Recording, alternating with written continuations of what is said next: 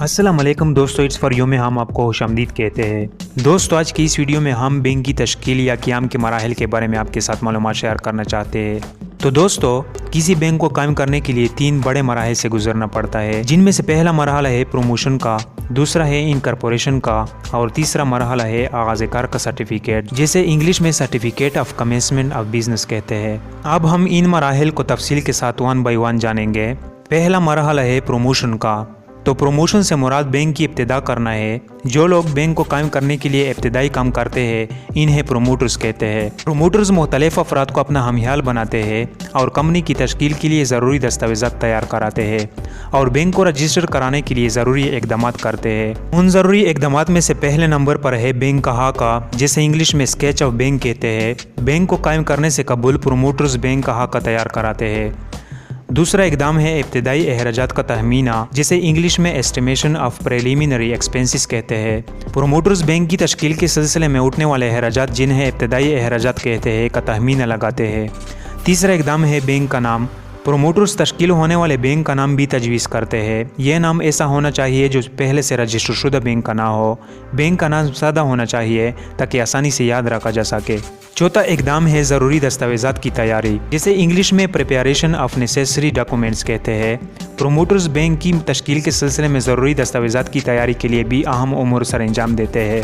یہ دستاویزات 3 ہیں۔ ایک ہے بینک کا آئین، دوسرا ہے بینک کے قواعد و ضوابط اور تیسرا ہے بینک کا پراسپیکٹس۔ دوستو ان دستاویزات کے بارے میں اس ویڈیو کے آخر میں تفصیل کے ساتھ بات ہوگی۔ فی الحال ہم آتے ہیں بینک کی تشکیل کے دوسرے مرحلے کی طرف، جن کو انکارپوریشن کہتے ہیں۔ تو انکارپوریشن سے مراد بینک کو کمپنی آرڈیننس کے تحت رجسٹر کرانا ہے۔ یہ مرحلہ سب سے زیادہ اہم ہے۔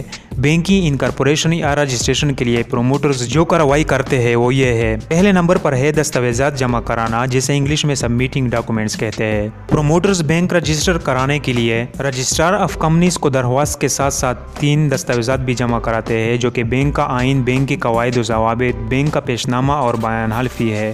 انکارپوریشن میں دوسری کارروائی رجسٹریشن فیس کی ہے۔ اگر مذکورہ دستاویزات درست ہوں تو پروموٹرز رجسٹرار کے آفس میں مقررہ رجسٹریشن فیس ادا کرتے ہیں۔ تیسری کارروائی ہے صداقت نامہ تشکیل کا اجرا، جو انکارپوریشن کرتے ہیں، جسے انگلش میں ایشوینس آف انکارپوریشن سرٹیفکیٹ کہتے ہیں۔ اگر تمام دستاویزات درست ہو اور مقررہ فیس ادا کر دی گئی ہو اور رجسٹرار پروموٹرز کی طرف سے مہیا کردہ معلومات سے مطمئن ہو جائے تو وہ صداقت نامہ تشکیل جاری کر دیتا ہے، جو اس بات کا حتمی ثبوت ہوتا ہے کہ بینک وجود میں آ گیا ہے۔ صداقت نامہ تشکیل حاصل کرنے کے بعد بینک پراسپیکٹس جاری کرتا ہے۔ صداقت نامہ تشکیل میں تاریخ اجرا، بینک کا نام، بینک کی تشکیل کی صداقت اور رجسٹرار کی مہر اور دستخط ضرور ہونے چاہیے۔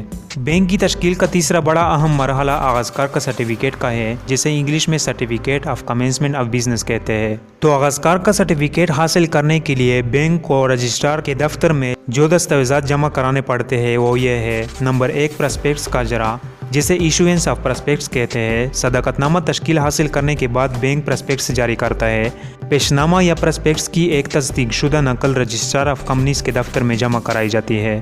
نمبر 2 سرمایہ کی کم از کم مقدار، جسے انگلش میں منیمم سبسکرپشنز کہتے ہیں۔ اس بات کی تصدیق کے حصص کی ایک ایسی تعداد تقسیم کر دی گئی ہے جن کے زر فروخت سے سرمایہ کی وہ کم از کم مقدار حاصل ہو گئی ہے جس کا ذکر پراسپیکٹس یا ضوابط میں کیا گیا ہے۔ نمبر 3 نوزما کا حصہ خریدنا، جسے انگلش میں purchasing of shares by directors کہتے ہیں۔ اس بات کی تحریری وضاحت کہ ہر ڈائریکٹر نے وہ رقم ادا کر دی ہے جو ان کی طرف سے ان حصص پر واجب الادا تھی، جن کا خریدنا انہوں نے قبول کر کے پراسپیکٹس پر دستخط کیے تھے۔ نمبر 4 قائم مقام پراسپیکٹس، جسے انگلش میں statement in lieu of prospectus کہتے ہیں۔ اگر کمپنی نے عام لوگوں کو حصہ خریدنے کی دعوت دینے کے لیے پراسپیکٹس جاری نہیں کیا تو اس بات کی وضاحت کہ کمپنی نے قائم مقام پراسپیکٹس رجسٹرار کے دفتر میں داخل کر دیا ہے۔ نمبر 5 بیان حلفی، جسے انگلش میں ایفیڈیوٹ کہتے ہیں۔ سیکریٹری یا کسی ڈائریکٹر کا بیان حلفی رجسٹرار کے دفتر میں فائل کر دیا گیا ہو، جس سے یہ وضاحت ہوتی ہو کہ مذکورہ تینوں شرائط کی تکمیل کر دی گئی ہے۔ رجسٹرار اگر مذکورہ دستاویزات سے مطمئن ہو جائے تو وہ بینک کو آغاز کار کا سرٹیفکیٹ جاری کر دیتا ہے۔ دوستو یہ پوائنٹ نوٹ کرنے کے قابل ہے کہ کوئی بینک اس وقت تک اپنا کاروبار شروع نہیں کر سکتا جب تک اس کے منظور شدہ سرمایہ کا 900% فروخت نہ ہو جائے۔ پاکستان میں کوئی بھی تجارتی بینک اس وقت تک اپنا کاروبار شروع نہیں کر سکتا جب تک اس کا ادا شدہ سرمایہ 2 بلین روپے نہ ہو جائے۔ دوستو اب ہم آتے ہیں بینک کے اہم دستاویزات کے بارے میں۔ जिनमें से पहला है बैंक का आइन, दूसरा है बैंक की कवायद व ज़वाबित और तीसरा है बैंक का पेशनामा। तो पहला है बैंक का आइन, जिसे इंग्लिश में मेमोरेंडम ऑफ एसोसिएशन कहते हैं। तो बैंक का आइन नहायत अहम दस्तावेज़ है जिसका बैंक के वजूद में आने से कबूल रजिस्ट्रार जॉइंट स्टॉक कंपनीज के दफ्तर में दाखिल कराना लाजमी है। ये दस्तावेज़ बैंक और इसके हिस्सेदारों के दरमियान एक किस्म का मुआहदा है जिसकी रूह से हर दो फरीकन कवायद व ज़वाबित की पाबंदी अपने ऊपर लाजिम समझते हैं। आइन से बैंक के इख्तियारात और इनकी वज़ात व हुदूद का पता चलता है। बैंक सिर्फ इन ही आराज़ व मकासद के लिए काम कर सकता है जिनकी बैंक के आइन की वजाहत की गई हो। बैंक अपने आइन को अदालत आलिया की मंजूरी के बगैर ना बदल सकता है और ना इसमें तरमीम कर सकता है। इसलिए लाजिम है कि ऐसी अहम दस्तावेज़ की तैयारी में इंतहाई एहतियात से काम लिया जाए और किसी माहिर को ये काम सौंपा जाए। बैंक के आइन का मतबूआ होना और इसका मुख्तलिफ पैराग्राफों में मुनक़सिम होना लाजमी है। निज़ ये भी ज़रूरी है कि हर पैराग्राफ पर सिलसिला नंबर दर्ज हो और इस पर प्रमोटर्स के दस्तखत भी हो। बैंक के आइन में जो अहम सिक्के होते हैं वो ये है। नंबर 1, बैंक का नाम। प्रोमोटर्स बैंक का कोई भी नाम मुंतखब कर सकते हैं मगर शर्त यह है कि यह नाम किसी ऐसे बैंक के नाम से ना मिलता हो जो पहले से रजिस्टर हो चुका हो। बैंक का नाम उसकी तमाम दस्तावेज़ात पर दर्ज होना चाहिए। इसके अलावा बैंक के नाम का साइन बोर्ड किसी नुमाया जगह पर आवेज़ा करना भी ज़रूरी है। बैंक का एक दफ़ा का मुंतखब किया हुआ नाम तब्दील करना बहुत मुश्किल होता है।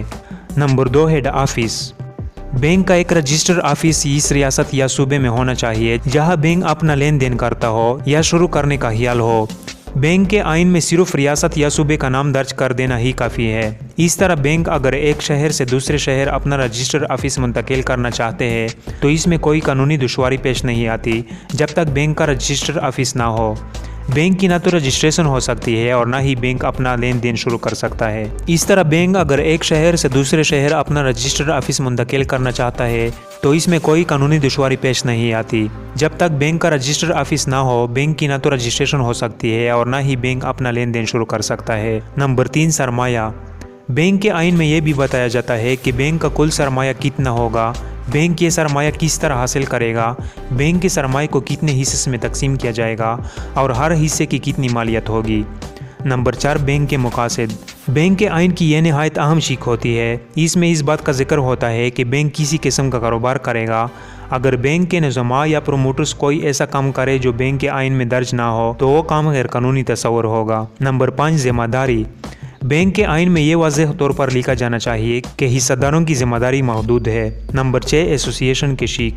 बैंक के आइन की इस शीक में आइन पर दस्तखत करने वाले प्रोमोटर्स इस बात का इकरार करते हैं कि वो बैंक के इतने हिस्से खरीदेंगे जो इनके ज़िम्मे होंगे। इस शीक में प्रोमोटर्स के नाम व पते और इनके दस्तखत भी होते हैं।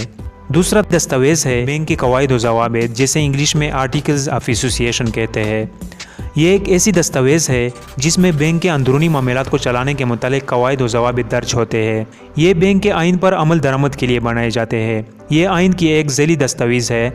इस दस्तावेज़ में कोई ऐसा कायदा या ज़ाबित नहीं बनाया जा सकता जो बैंक के आइन के बरअक्स या खिलाफ हो।